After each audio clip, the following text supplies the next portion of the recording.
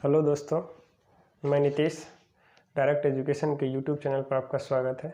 मैं आज मैथ के पॉलीगन चैप्टर का कुछ सवाल लूँगा। लगभग आधा ले लेंगे, 2 पार्ट में इसको ख़त्म करेंगे। तो हम लोग पॉलीगन में मेनली पढ़ते हैं क्या, एंगल निकालना और डायगोनल निकालना। तो हम लोग जानते हैं कि एक त्रिभुज का तीनों कोनों का योग क्या होता है। तीनों कोनों का योग होता है आपका 180 डिग्री। अब मान लिया जाए हमको त्रिभुज तक तो ठीक है, अब दे दे चतुर्भुज का भी जानते हैं हम लोग का कि इंटरनल एंगल का सम कितना होता है, ये हो गया आपका 360। अब मान लिया जाए पेंटागन दे दिया। देखिए ये जो पेंटागन यहाँ बना रहे हैं वो क्या है, 2 डायमेंशन में है। 3 डायमेंशन में ऐसा नहीं बनेगा। पेंटागन में कितना आता है, अब जान गए क्या है, फंस गए। पेंटागन में क्या आएगा, अब मान लेते किन्हीं को पता होगा, कोई बात नहीं। अब मान लेते हैं क्या है, हेक्सागन है। हेक्सागन का आंतरिक कोनों का योग कितना होगा, मतलब आंतरिक कोनों का योग कितना होगा। उसी तरह से यदि मान लेता है ऑक्टागन दे दें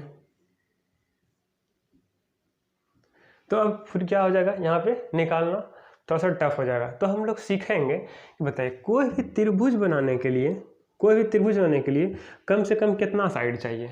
कम से कम कितना चाहिए, 3 साइड। 2 गो से क्या बनेगा, त्रिभुज नहीं बनेगा।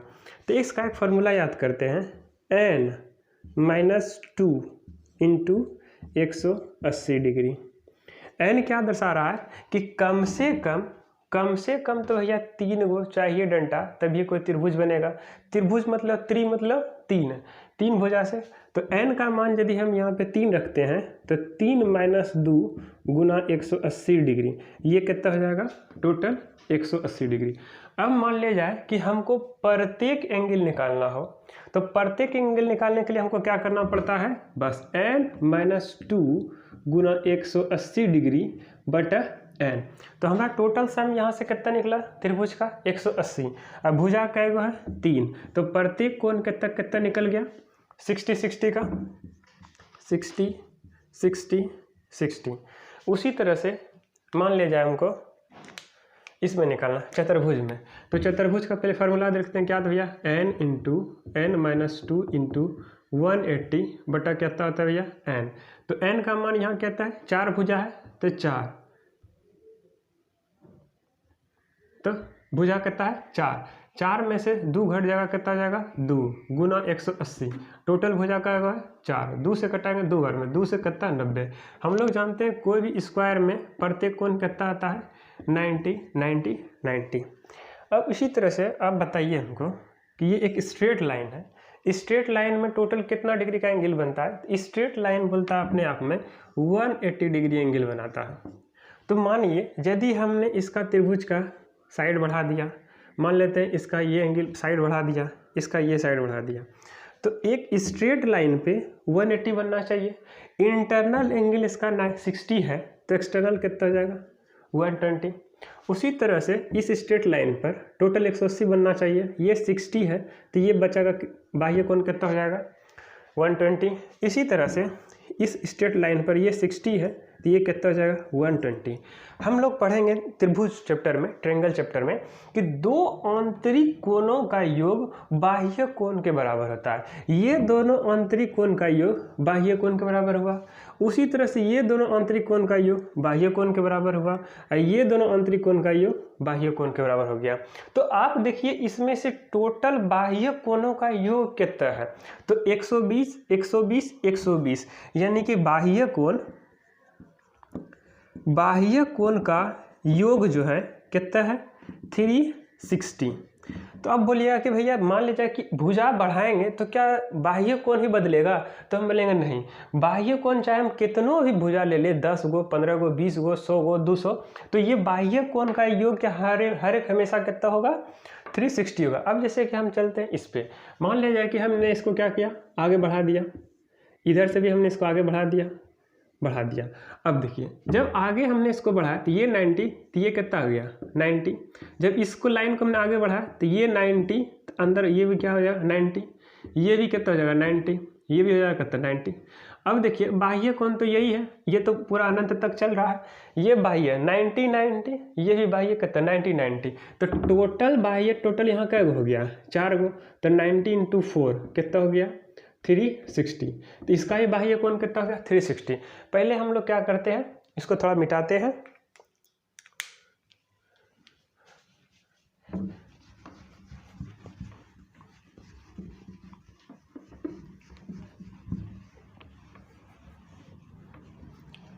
अब सीखते हैं पहले क्या, पंचभुज जो है यहाँ पे, पंचभुज में आंतरिक कोण कितना होगा।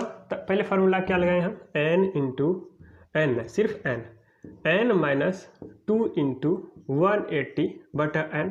तो n का यहाँ पंचभुज में कितना हो जाएगा 5, 5 में से 2 चले जाएगा तो कितना हो जाएगा 3, 180। और नीचे n का मान कितना आ जाएगा 5, 5 से घटाएं इसको क्या बार में कटेगा 36 बार में। और 36 दिया कितना हो जाता है 108, 108 डिग्री का एंगल। अब मान लिया जाए यहाँ पे हमने इसको स्ट्रेट लाइन बना दिया, तो ये अंदर में कितना बन रहा है 108, तो बाह्य कितना हो जाएगा 72। उसी तरह से यहाँ पे बन रहा है कितना 108, 108, तो ये दोनों साइड क्या हो जाएगा बराबर बराबर, तो 72 है, तो ये कितना हो जाएगा 36, ये भी 36। उसी तरह से ये एंगल बढ़ा देंगे, तो ये एंगल कितना जाएगा 72, फिर नीचे बढ़ा देंगे इसको, तो ये आ जाएगा 72, ये 72, तो 72 72 72 72, टोटल 4 गो 72, और 36 36 72, टोटल क्या गो 72, 72 इंटू 5, यहाँ भी कितना आ गया 360। तो आपको याद करना है कि मान लिया जाए जैसे कि हमको बाह्य, यदि हमको निकालना है कि भुजाओं की संख्या निकालना हो। अब मान लिया जाए कि किन्हीं भी मतलब पॉलीगोन है, उनका बाह्य कोण मान लिया जाए हमको दे दिया है कि 40 डिग्री है। देखिए करना क्या है, हमको निकालना है भुजाओं की संख्या। भुजाओं की संख्या का निकालने का फॉर्मूला क्या है, बाह्य पूरा बाह्य मतलब योग कितना होता है बाह्य कोणों का योग 360 डिग्री। 360 डिग्री में यदि हमको एक बाह्य कोण मान लेते हैं कि इसका मान लेते हैं बाह्य कोण है कितना 40 डिग्री, तो हमको पता करना है कि 40 डिग्री बाह्य कोण वाला में टोटल भुजा कै होगा। तो बाह्य कोण से हम लोग भाग दे देंगे, 4 से भाग दे देंगे तो पता चल जाएगा हमको क्या, वो जो भुजा पॉलीगन है 9 भुजा वाला पॉलीगन है। तो अब जैसे कि हम लोग चलते हैं किसके पास, हेक्सागन के पास। तो हेक्सागन में कै आता है, तो फॉर्मूला क्या है n-2 इंटू 180 डिग्री अपॉन हमको क्या करना है, यदि हम यहाँ से खाली यही रहने देंगे तो पता चल जाएगा क्या पर मतलब टोटल कितना योग है। जैसे निकालते हैं 6 में से 2 चलेगा कितना गया 4 गुना 18, 18 चौके 72, ये तो टोटल आंतरिक का योग हुआ। लेकिन हमको प्रत्येक निकालना है, तो प्रत्येक इसमें कितने 6 से भाग देंगे, 6 से भाग देंगे 3, यानी कि ये कितना हो गया 120 डिग्री। तो बाह्य कोण कितना जाएगा 60। उसी तरह से यहाँ हो जाएगा कितना 120, 60 होगा तो ये 30, ये भी 30 हो जाएगा। उसी तरह से यहाँ कितना जाएगा 60, यहाँ कितना जाएगा 60, यहाँ पे कटेगा तो ये 30, ये 30, तो टोटल 6 गो भाग है। तो यहाँ बाह्य कोण कितना आ जाएगा, बाह्य कोणों का योग 360 डिग्री। अब ऐसा करते हैं, आगे चलते हैं। ये तो एंगल निकालना सीख गए।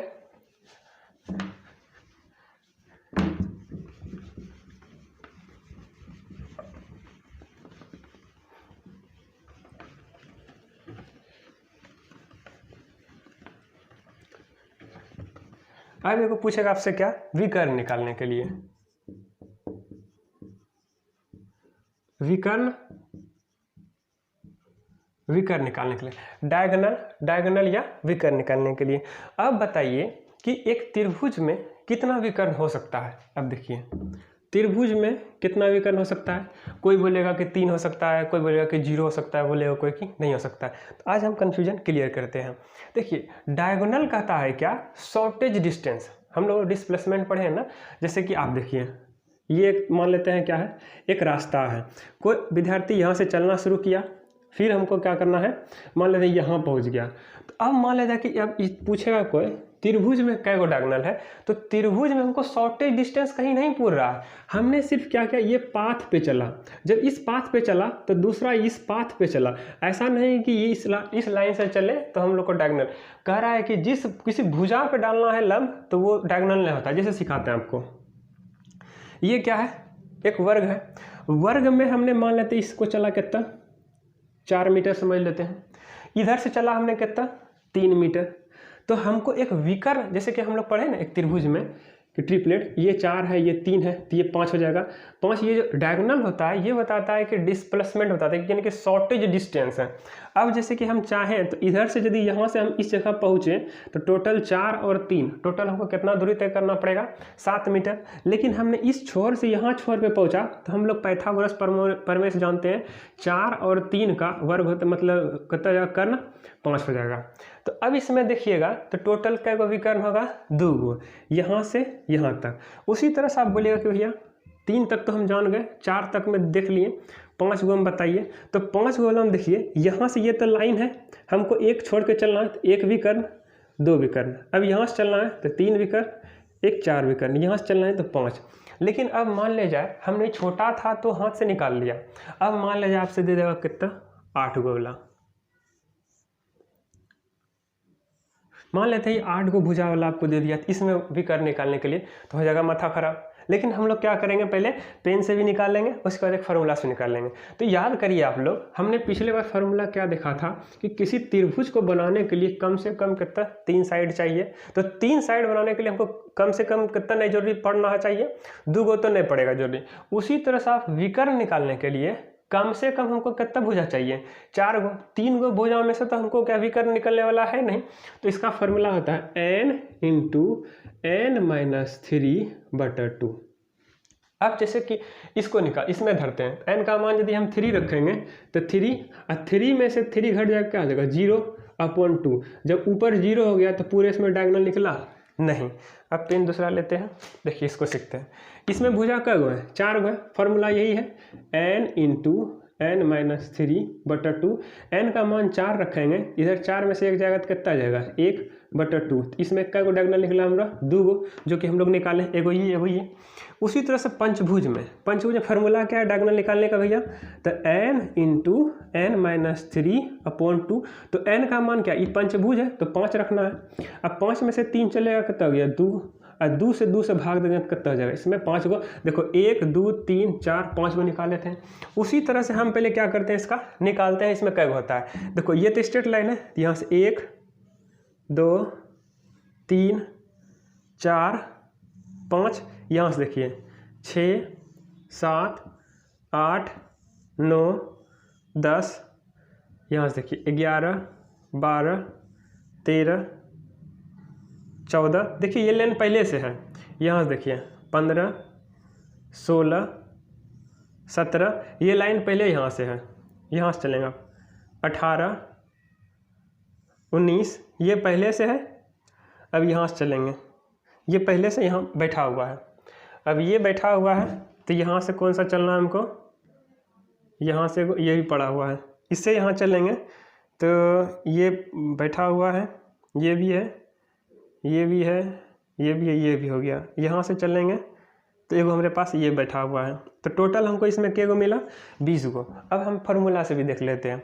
तो फार्मूला क्या बताता है, n × n-3/2। n का मान यहाँ कितना है, 8। 8 में से 3 चले जाए तो कितना हो जाएगा, 5। अब 5/2, 2 से कटाएंगे तो कै बार में, 4 बार में। तो टोटल डायगोनल इसमें कै गो हो गया, 20, जो कि हम लोग ऐसे भी निकाले थे। आपको इसमें तंटा लगेगा, झोल लगा होगा, तो ऐसा करते हैं, इसको एक बार हेक्सागन से बना के निकालते हैं आपके लिए। हेक्सागन कैसे बनेगा,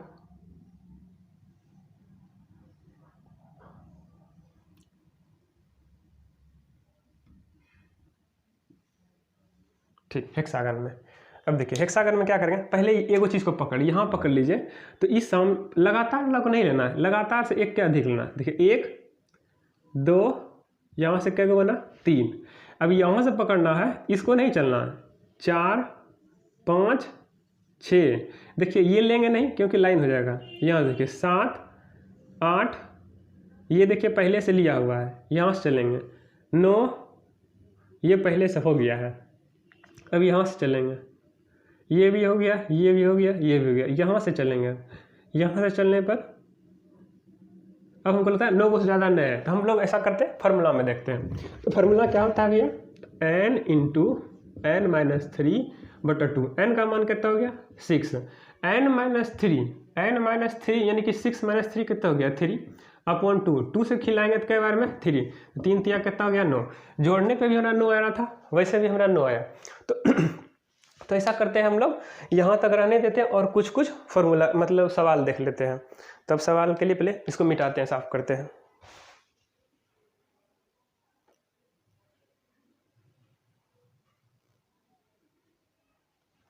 देखिए आपके स्क्रीन पर यहाँ से सवाल दिखेगा, वैसे नहीं तो हम पढ़ देते हैं और आप बना लीजिएगा। देखिए कहता है एक त्रिभुज के दो कोण का माप दिया हुआ है। एक त्रिभुज ले लेते हैं, इसका दो कोण का माप मान लेते हैं, कितना दिया है, एगो कोण का माप दिया है कितना, ए बी सी। एगो दिया है 110, एगो दिया है 40। तो इसका कोण का माप नहीं निकाल लेंगे, क्योंकि हम लोग जानते हैं त्रिभुज के तीनों कोणों का योग कितना होता है 180 डिग्री, और बी सी मिलकर कितना 110 और 40, टोटल कितना हो गया 150। बी सी मिलकर कितना दिया 150, तो ए का मान कितना जाएगा 150 उधर घटा देंगे तो 30। दूसरा देखते हैं क्वेश्चन। दूसरा कहता है कि एक चतुर्भुज के तीन कोणों का माप, चतुर्भुज है, ये चतुर्भुज है, चतुर्भुज में बोलता है तीन कोण दिया है, एगो दिया हमको 50, एगो दिया हमको कितना 80, एगो दिया हमको कितना 90। तो ये नहीं निकाल सकते हैं, क्योंकि चतुर्भुज जानते हैं हम लोग ए बी सी डी, चतुर्भुज ए बी सी डी, इसका योग कितना होता है 360। अब देखो इसमें से हमको तीन गो दिया हुआ है, ए बी सी दिया हुआ है, ए बी सी 9 8 17, 17 5 कितना 22, 220, 220 उधर घटा देंगे तो डी का मान निकल जाएगा, कितना निकल गया 140 डिग्री। आगे चलते हैं। अगला क्वेश्चन है, एक चतुर्भुज के चार कोणों का माप दिया हुआ है। देखिए एक पंचभुज है, अब पंचभुज आ गया फिर से। देखिए पंचभुज में हमको चार कोणों का माप दिया है। एक कोण दिया है हमको कितना 130 डिग्री, एगो दिया है कितना 108 डिग्री, एगो दिया है हमको 85 डिग्री, एगो दिया है हमको कितना 82 डिग्री। ये मान निकाल लेंगे, क्योंकि हम लोग जानते हैं पंचभुज में टोटल योग कितना होता है 540। अब 540 कैसे आया, तो थोड़ा देर पहले हम लोगों ने भी मतलब सीखा था कैसे निकालते हैं भैया, n-2 इंटू 180 डिग्री। तो n का मान 5 रखेंगे तो 5 में से 3 चलेगा, 5 में से 2 चलेगा 3, 18 3 कितना हो जाएगा 54। तो टोटल योग हुआ 540। इनमें से हमको 4 गो दिया हुआ है, तो 4 गो दिया हुआ है तो हम पचमाने निकाल सकते हैं। हम लोग जोड़ लेते हैं, मान लेते ए है, बी है, सी है, डी है, ई है। तो a plus b plus c plus d plus e बराबर हो गया 540। A plus b plus c d इसको जोड़ दीजिए तो हो गया, देखिए कितना 80 10 90 19 19 130 85 5 9 3 12 8 20 के 0 बाकी रहा 2 2 4 405। यहाँ से है 405 और टोटल है इतना, तो ई का मान नहीं निकल जाएगा, उधर जाकर घटा देंगे तो 135 डिग्री। पाँचवा वैल्यू कितना हो गया 135 डिग्री। अब आगे चलते हैं। आगे क्वेश्चन क्या कहता है, क्वेश्चन कहता है एक सप्तभुज है, एक सप्तभुज है जिसका मतलब बोल रहा है कोणों का अनुपात दिया, कहता है 1 2 3 4 5 7 8 है। अब बोल रहा है सप्तभुज में से सबसे न्यून कोण कितना होगा। सप्तभुज का भी बताइए हमको टोटल योग कितना पूरेगा, आंतरिक कोणों का योग। सप्तभुज मतलब कितना 7 भुजा, तो 7 - 2 गुना कितना हो गया 180 डिग्री। 7 में से 2 चलेगा कितना 5, 18 5 कितना हो गया 90। टोटल योग कितना निकल गया यहाँ पे हमारा सप्तभुज का 900। अब देखिए इसको पूरा 8 7 15 5 20 4 24 3 27 2 1 29, यानी कि रेशियो में जो 30x है वही सवाल में कितना है 900। 30 से कटा देंगे तो x का मान कितना निकल गया 30 डिग्री। यहाँ रखेंगे तो कितना हो जाएगा 30 60 90 4 तिया 12 120 5 तिया 15 150 7 21 210 8 तिया 24। तो अब बताइए सबसे बड़ा एंगल कितना है 240 और सबसे छोटा एंगल कितना है 30। तो आंसर ये हो गया। अब ऐसा करते हैं, एक बार इसको मिटाते हैं फिर आगे क्वेश्चन लेते हैं।